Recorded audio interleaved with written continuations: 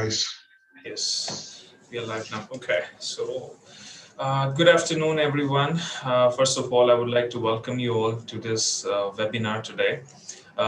Today, we're going to discuss about studying in UK, and specifically, we have on board today Ms. Joanna Scaplehorn from University of South Wales. Welcome, Ms. Joanna, to the webinar. Along with that, we also have, Mr. Spandan Kotia, who's one of our aspirant students who wanted to study in UK, and eventually, right now, he is in UK and he's studying with University of South Wales. So today is a big day for the people who always wanted to get a live interaction with actual student who's studying over there and as well as from the university. So today is your day. Hold your seats, guys. Along with that, I would also like to introduce Mr. Rajiv Soni, who's the founder and director of Arch International. Welcome on our panel board, sir. And myself, Jigar Desai, I'm the head of operations for Arch International. So this was all sort of an introduction, and without doing any further delay, I would like to hand over to Ms. Joanna Scaplehorn to guide our patrons for University of South Wales. Over to you, ma'am. Oh, thank you very much for that introduction and for organising this webinar today. It's so nice to be here. And of course, it's such a shame that I can't be with you all in person, especially at this time of year. Usually I would be running around India, meeting lots of students and parents and answering your questions in person. Hopefully that will resume very soon. I really hope so. But in the meantime, I do have a presentation for you. I'm going to try and keep it quite short to no more than about 20 minutes. And in this presentation today, I'm going to talk a little bit about the campuses at the university, where we are located, what the campuses look like, and also things like the tuition fees and scholarships and entry requirements. So I hope that this presentation will answer all your questions. And of course, this webinar is here for students who have already applied, or even if you haven't already applied, it's not too late. There is still time. And the team at RG International, they are here to help you. They have supported many of our students to come and study with us over the years, Spandan being one of them. So we trust them and we know that they are going to support you with everything you need. Okay, so I'll just make a start then. I do understand that we're taking some questions after I've finished the presentation. So yeah, here we go. Just going to share my screen.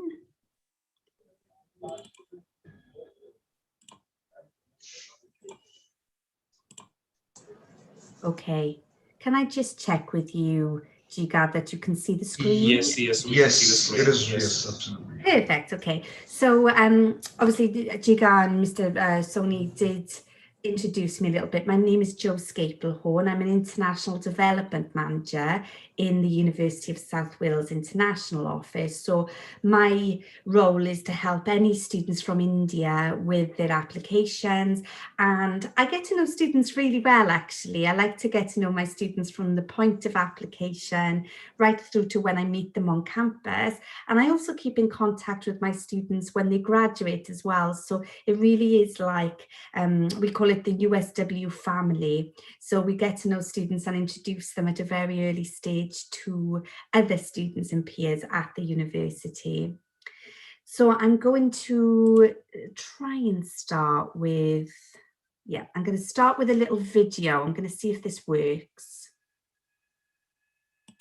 Before I start, can you hear the sound?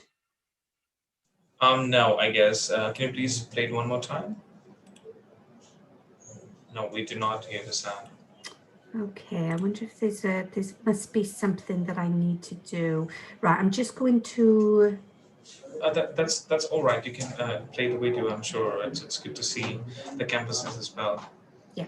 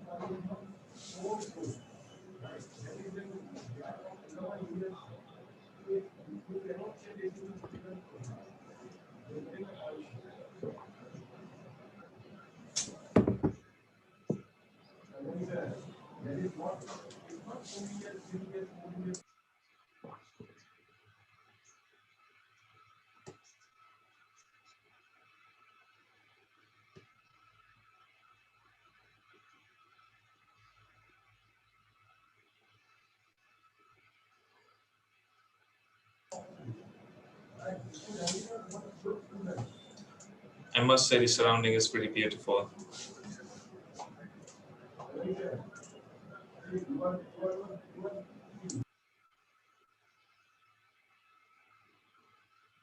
So it gives you a bit of an idea that you can see that it's a really great balance of city life and more rural areas. And the great thing about Wales, I suppose, to compare to a large country like India, is that it's really easy to get around. So you could be in the city and then in the countryside within 20 to 30 minutes, and getting around is super easy for students.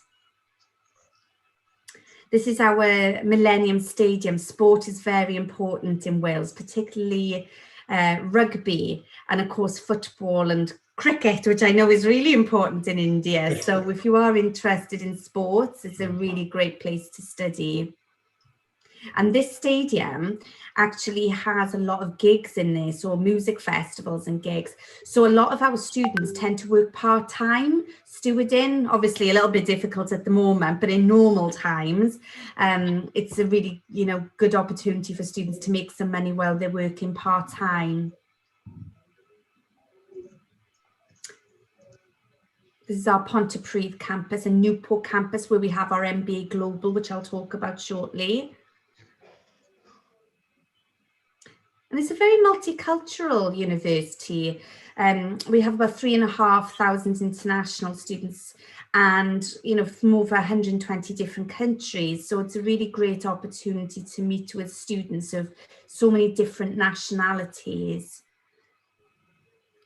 So yeah, I'm sorry you weren't able to hear the sound on it, but I think it does give you still a bit of an idea about, what the university looks like and what our campuses look like. So I'm just going to share this with you now. Can you see the map okay? Because I've got images going over it. I don't know if you can see it. But anyway, this is London.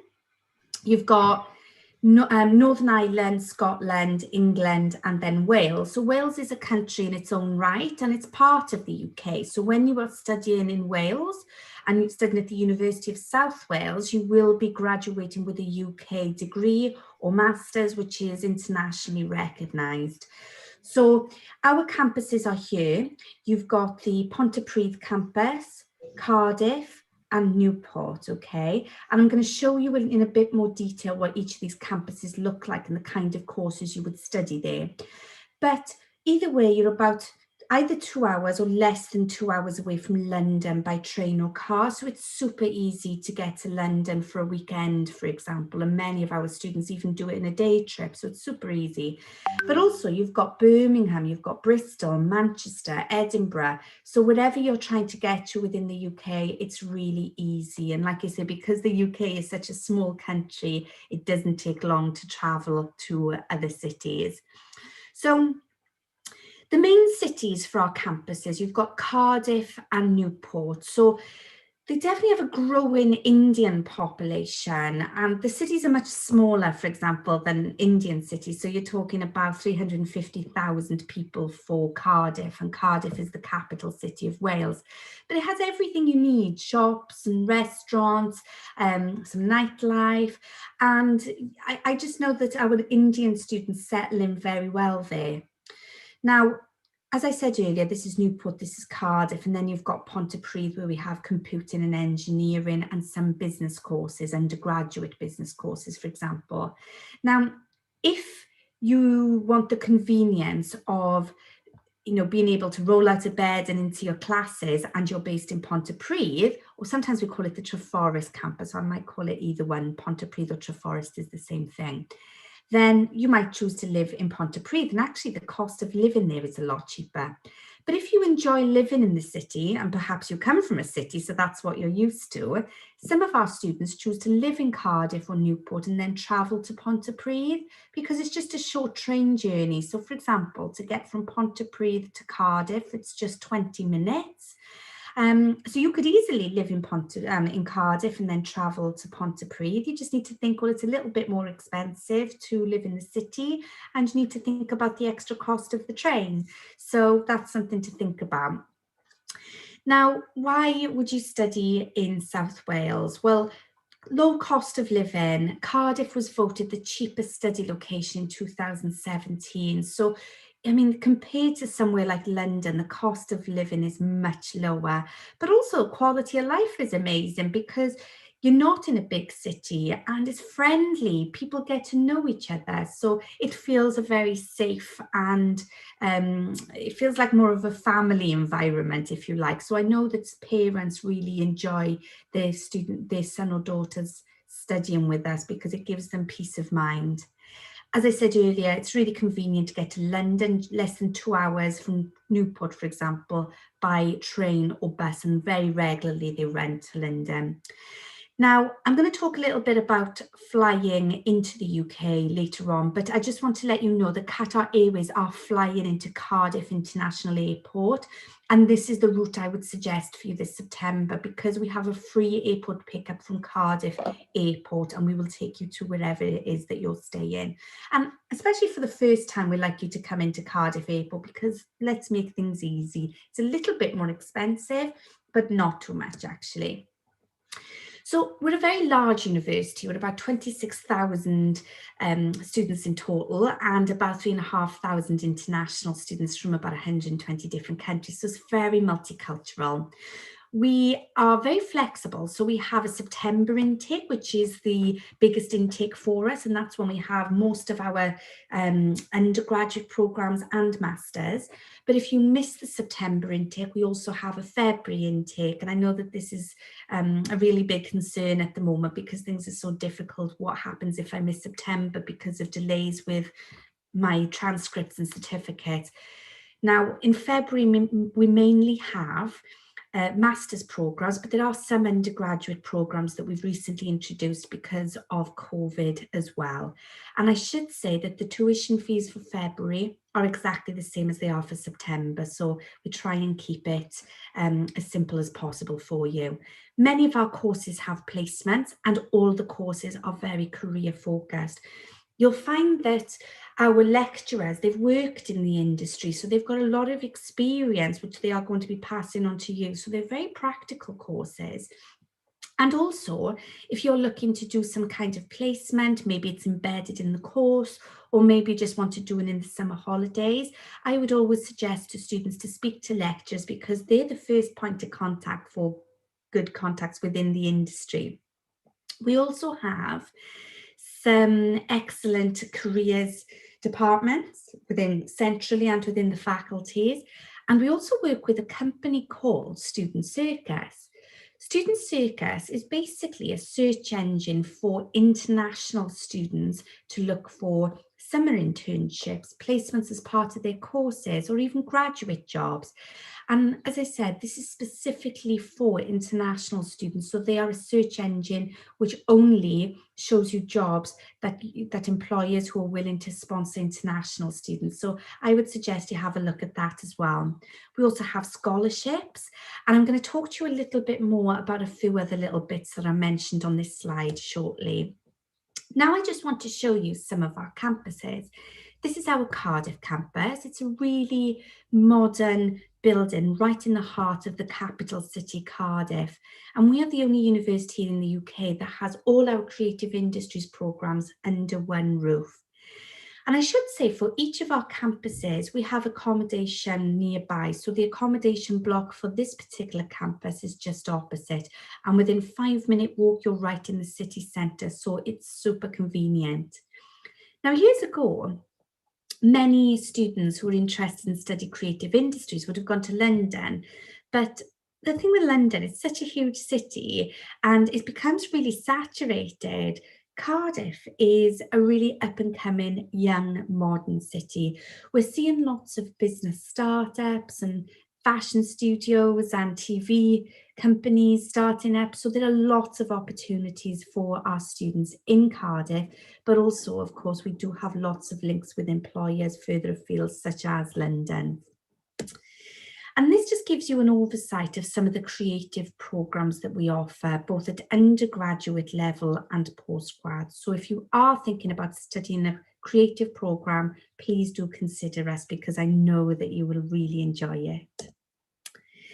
This is Pontypridd, and as I said earlier, you sometimes use the word Pontypridd or Treforest intermittently because they are basically the same campus. Treforest, this is where you have computing block, engineering, and we also have a business school here. Now, this is where we have all our undergraduate programs and postgrad programs in business. The only one that isn't based here is the MBA Global, and I will talk about that program later on. Now, we also have our library, we have our sports centre, we have our students' union. We also have a cafeteria on campus called Stilts, and that's open for breakfast, lunch and dinner. Then this block here, this is our on-campus university-owned accommodation. And then just behind the bubble here, you've got the private accommodation. Now, what is the difference? Well, to live on campus, it's en suite. You're going to have 24-hour campus security. You'd have your own bedroom, and then you would share a kitchen and living room with about 4 or 5 other students. To live here in private accommodation, it's definitely going to be cheaper than living on the campus. So to give an example, to live here, you're looking at more like £400 a month for a basic room. To live in private accommodation, you're looking at about £250 per month. On-campus accommodation is going to include your bills. Private usually doesn't. And so you'd have to have a think about, you know, that extra bit of money for that.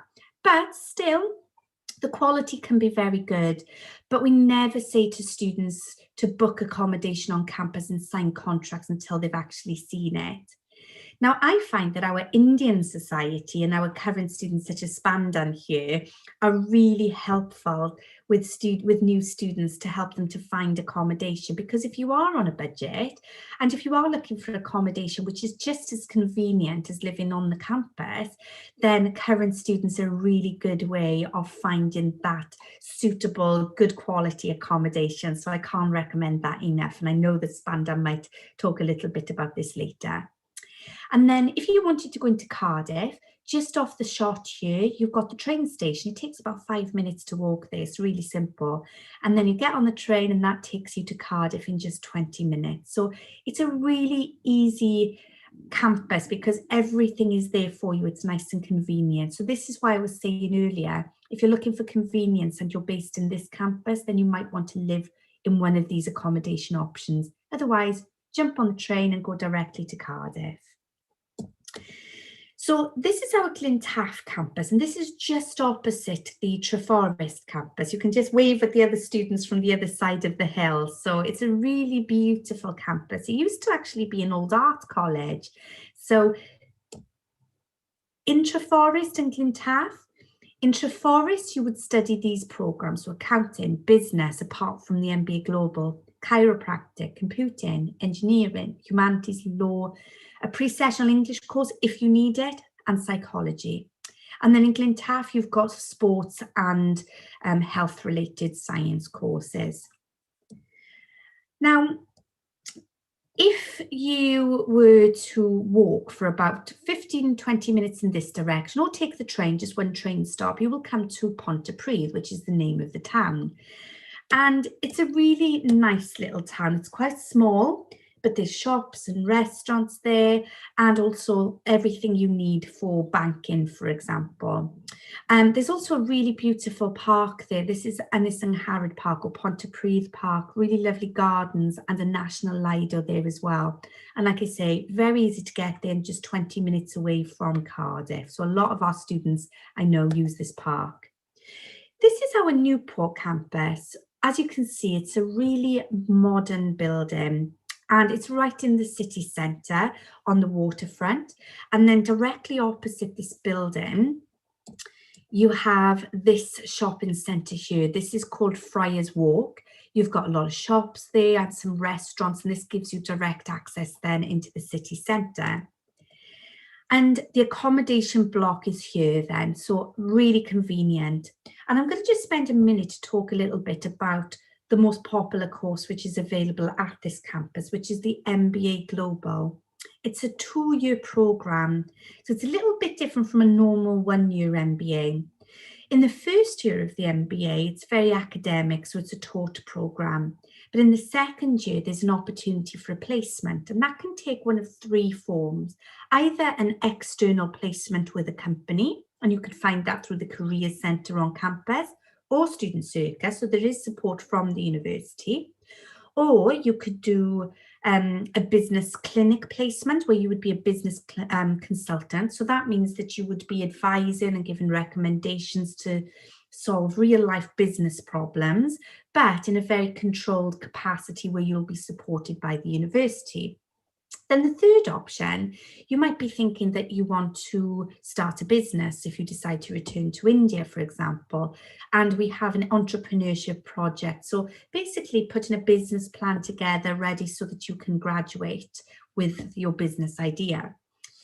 Now, the great thing about this, yes, it's a 2-year program, but the tuition fees are only charged for 1 year. And I'm going to talk about that a little bit more. And there's also a really great scholarship for this program and all the other scholarships as well. So I just wanted to mention the MBA Global because I know that this is a really popular program in India, and we are finding that now that there's the graduate route available, so students are able to stay in the UK to work when they graduate, we are finding that many students who complete placement with the MBA Global go on to do a well-paid graduate job when they finish with us. I know that I'm going to be asked, are these internships paid? That's the number one question. And I would say that, of course, some will be paid, but actually the majority of them are unpaid placements, because what we need to focus on here is gaining experience with a UK employer, something to put on the CV, something valuable. And one of my Indian students, her name is Shri, and she is studying the MBA Global. She always tells me that the mistake that many students make is going for the placement which pays, but actually you should be going for the placement which is best suited to what you are most interested in doing once you graduate, because even if that's not paid, that's the one that is going to be most valuable on your CV, and that's the one that's going to help you become better paid when you graduate. So these are the kinds of programs we have. So in terms of business, it's mainly the MBA Global. Everything else business related is on our Pontypridd Treforest Campus. Counselling, education, hotel and hospitality management. So if you are looking to work in hotel and hospitality management, this is another program which has an integrated placement. So 50% is in the classroom, 50% is in a placement. And we are the only university in the UK that has a partnership with a 5-star hotel for this course. We also offer social work, working with children and families, youth and community work. And as I said earlier, this is the mall that's directly opposite. It's less than 20 minutes away from Cardiff, the capital city, and it's less than 2 hours away from London by train. So a really great campus if you're looking to be near London and near Cardiff and based within a city. Entry requirements.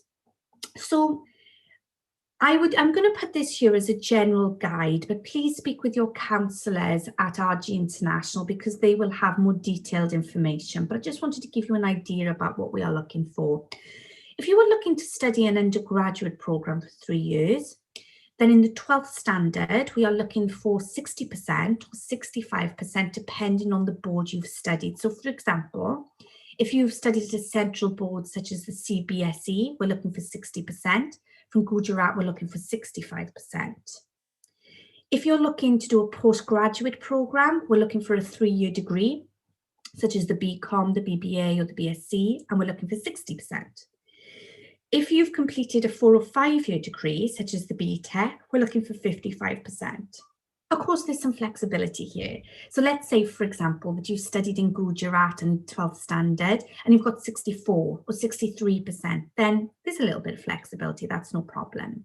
If you're much lower, then of course the foundation would be needed to help support you to get your knowledge up to speed. And the same with the bachelor's degree as well.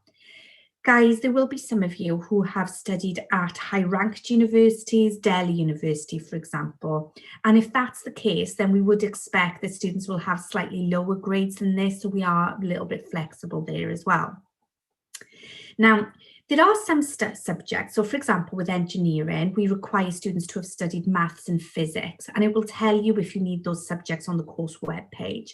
For some creative subjects, we actually need a portfolio of work and sometimes a little interview. Again, check the course webpage. In terms of English, the same requirements are there for both undergraduate and postgrad students. So if you've done the 12th standard and you have 65% or 70%, again, depending on your board, then we would accept this instead of IELTS. So for example, if you studied in Gujarat, we need 70% in English. Now, there are some time caps for some boards. So for example, if you studied in Gujarat and you studied that more than 2 years ago, then we probably would need you to do an IELTS or another English test such as Pearson or Duolingo, okay? So that's quite important. Of course, we do accept IELTS and we're looking for a 6 with 5.5 in each band. And as I mentioned just now, we are accepting other English tests such as Duolingo, PTE, and also the password test. So the password test is the University of South Wales English test, and that would need to be done within RG International's office, which I know is a little bit difficult at the moment. If you are having difficulty meeting the English requirement, if you haven't met the 12th standard requirement, please speak to RG International because we will discuss what your options are. So don't be worried about this. I know it's a really difficult time. Moving on to scholarship. Oh my goodness, I've just realized the time and I know that I'm going on quite a lot. So I'm going to try and go through this as quickly as I can, but I know this stuff is important to you guys. We offer a really decent scholarship for you guys. It's a very generous scholarship, £2,500. And if you're an undergraduate student, this is paid per year.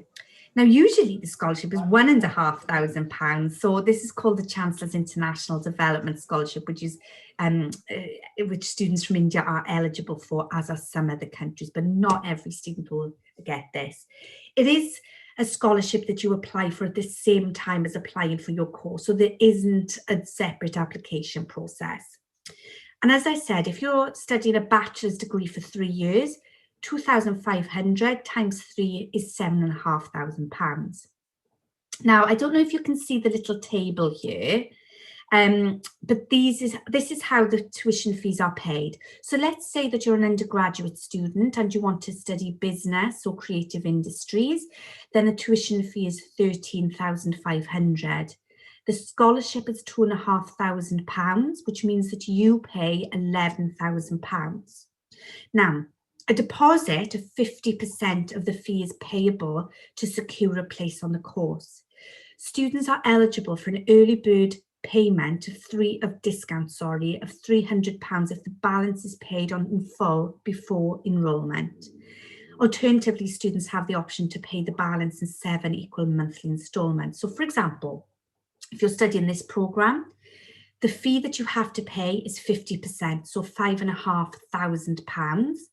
The other 50% is then paid either in full to get a £300 discount, so you would actually pay £10,700 in total, or you could pay the other balance in 7 equal monthly instalments, so 5,500 divided by 7. When you arrive on campus, then you would set up a payment plan depending on whether you want to pay in full or in instalments. And that's the way it works. So it's the same scholarship for each of our courses. So undergraduate bachelor's degrees, computing, engineering, science and education, 13,800. Scholarship is 2,500, so you pay 11,300. Payment plan is the same. Postgraduate programs in business, the general MBA for 1 year or creative industries, 14,300, so you pay 11,800. Postgraduate programs in computing, engineering, science and education, 14,500, so you pay 12,000. Now, If you're studying the MBA Global, the 2-year program, the fee is 15,300. And after the scholarship, the fee that you pay is 12,800. So it's really good value for money, because if you were doing a 1-year MBA, you would be paying 11,800. So it's actually only £1,000 difference, and you get the placement, an opportunity to work with employers. So it's really good value for money. And this is just another slide which talks about the payment of the fees, which we've talked a little bit about. Payment of fees, guys, please pay by Flywire, because it's the quickest way of paying, not by a bank transfer. A bank transfer takes up to 7 days. Flywire can be paid within a couple of days. So RG International will tell you a little bit about that, and it's also on our website.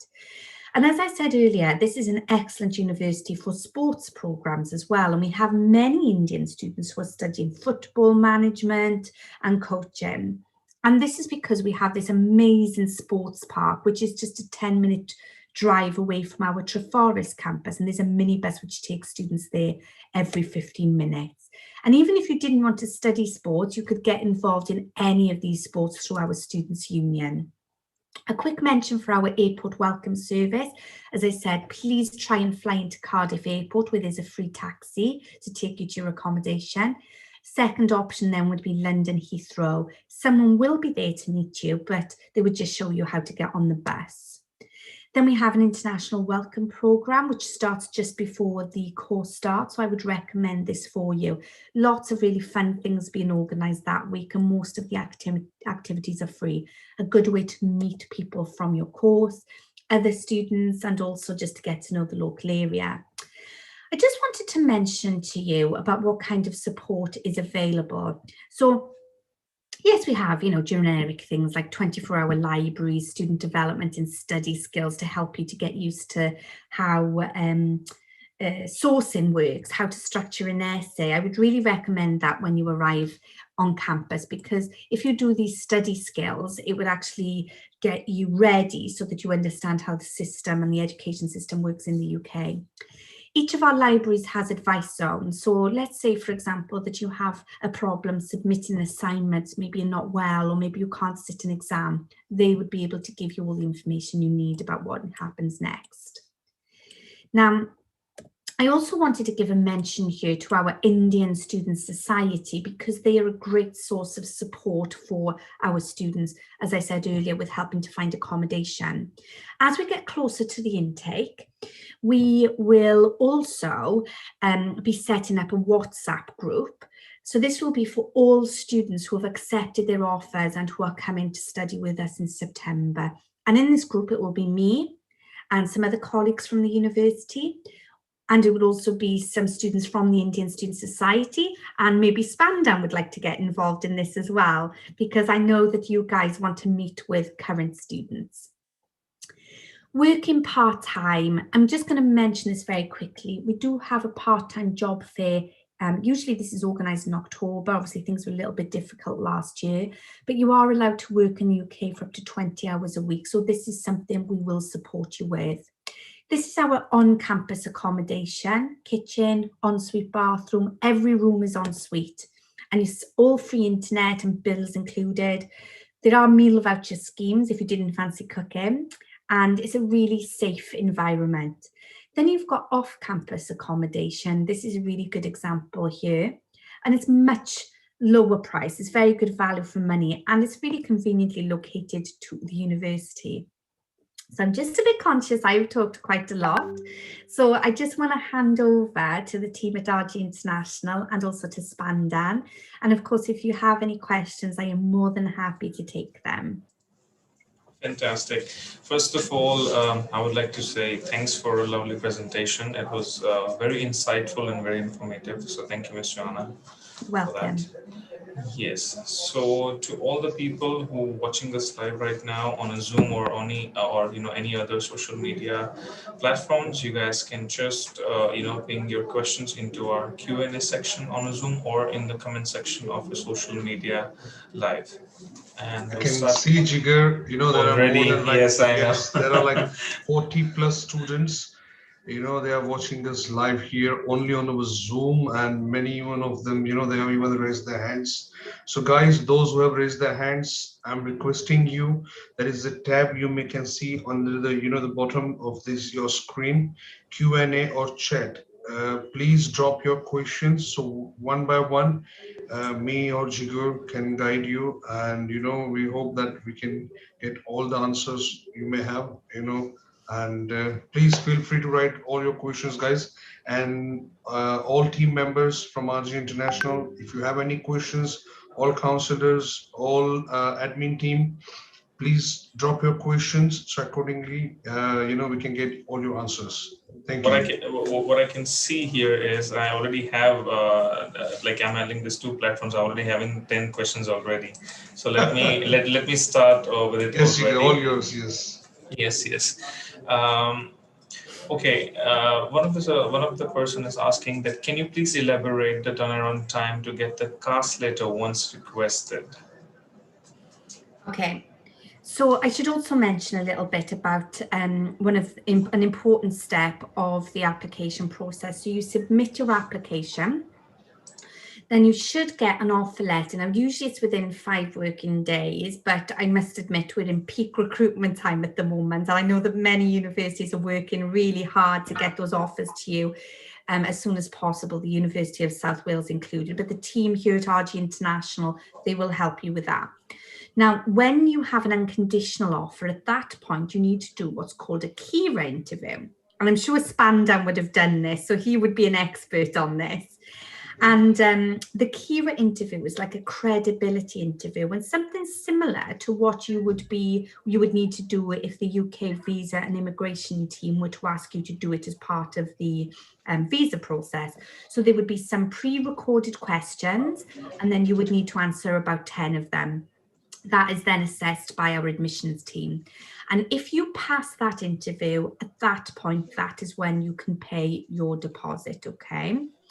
And then once you've paid your deposit, then we will be working very closely with the team at RG International to get that CAS out to you. So we know how important it is.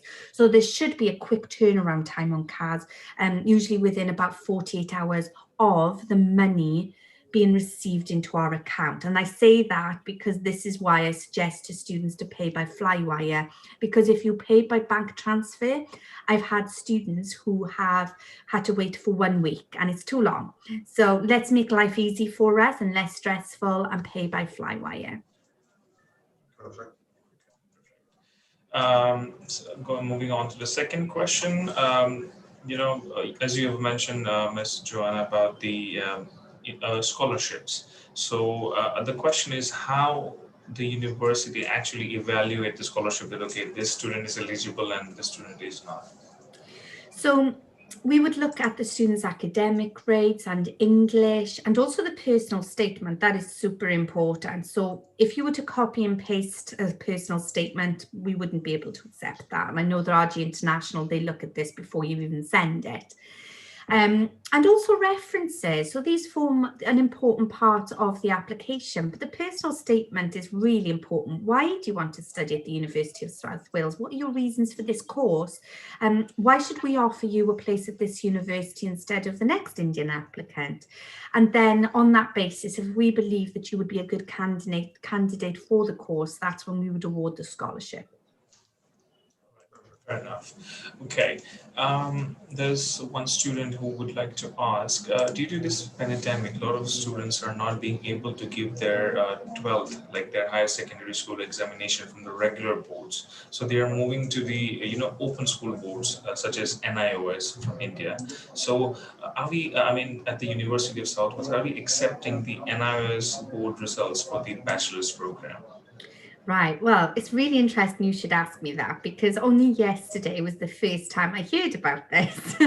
So I thought, what is this? I've never heard of this before, but I can understand that students are going down this route because things are so difficult with completing the 12.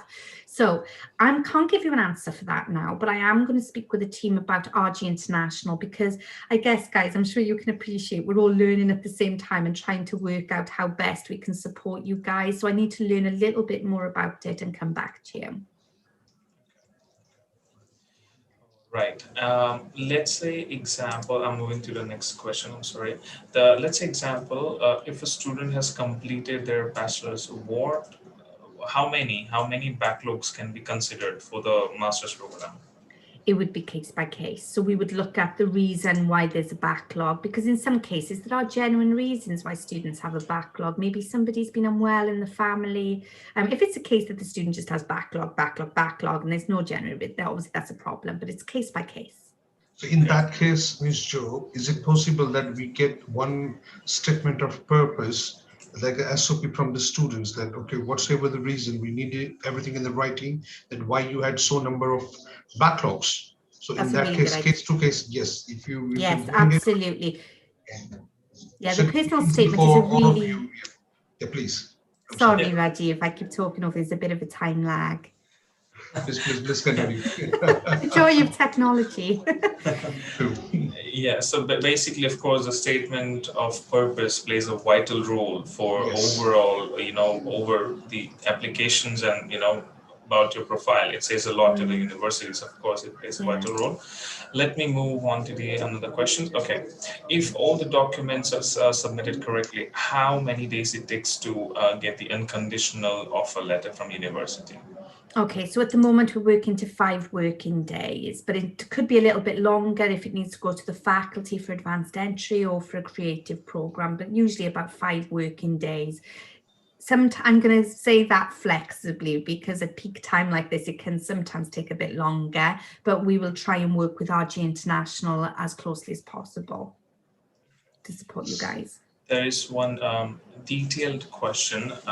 So the student is asking that he has applied for the MBA course at University of South Wales, and he has given a condition to fulfill the English proficiency requirement by the university.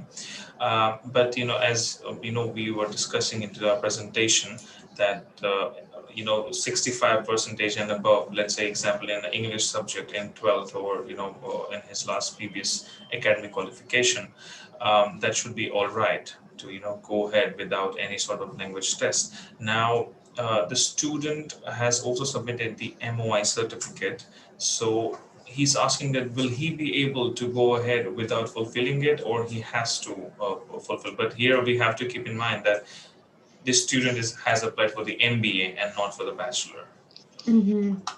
Yeah, well, please send the MOI with the application if you haven't done so already. Obviously, unless the application's in front of me, I can't really advise on it. But basically, if the student has met the requirements, so that it's been completed within 3 years of the bachelor start, so the bachelor ending and the MBA Global starting, that would be fine. And 12th with, I think we said 65% or 70% in the previous slide. So yeah, we can have a look at it for you. Yeah. You can make sure, just inform the students to coordinate with the counselors who's in contact with. Definitely. Yeah, the counsellors have detailed information about what's needed. That just gives you a general oversight, yeah.